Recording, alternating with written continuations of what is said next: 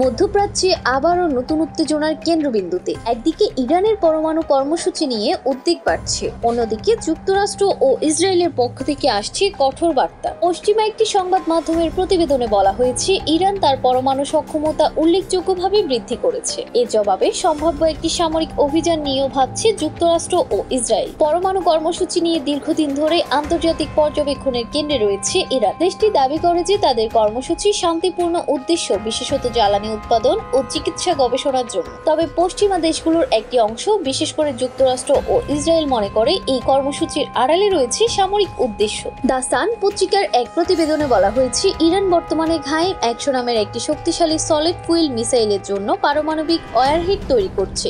এই মিসাইলের পাল্লা প্রায় 3000 কিলোমিটার, যা দক্ষিণ ইউরোপ, দক্ষিণ এশিয়া ও রাশিয়ার কিছু অংশকে অন্তর্ভুক্ত করে। এই প্রযুক্তি তৈরি হচ্ছে শাহরুত সেমেন ও সুরকে হাসান নামক স্থান।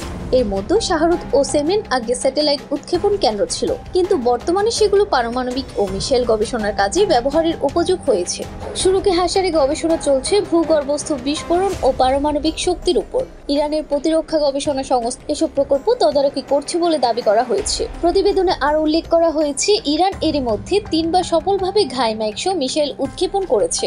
বিশেষজ্ঞদের মতে এই কর্মসূচির কিছু অংশে উত্তর কোরিয়ার প্রযুক্তির প্রভাবও রয়েছে। অন্যদিকে ইসরায়েলের এক রাজনৈতিক সূত্র দ্য সানকে জানিয়েছে, এই হুমকি অনেক আগেই প্রতিহত করা উচিত ছিল। সূত্রটি আরও ইঙ্গিত দেয়, যুক্তরাষ্ট্র ও ইসরায়েল মিলে ইরানের পরমাণু সক্ষমতা ধ্বংসে সামরিক হামলার পরিকল্পনা করছে।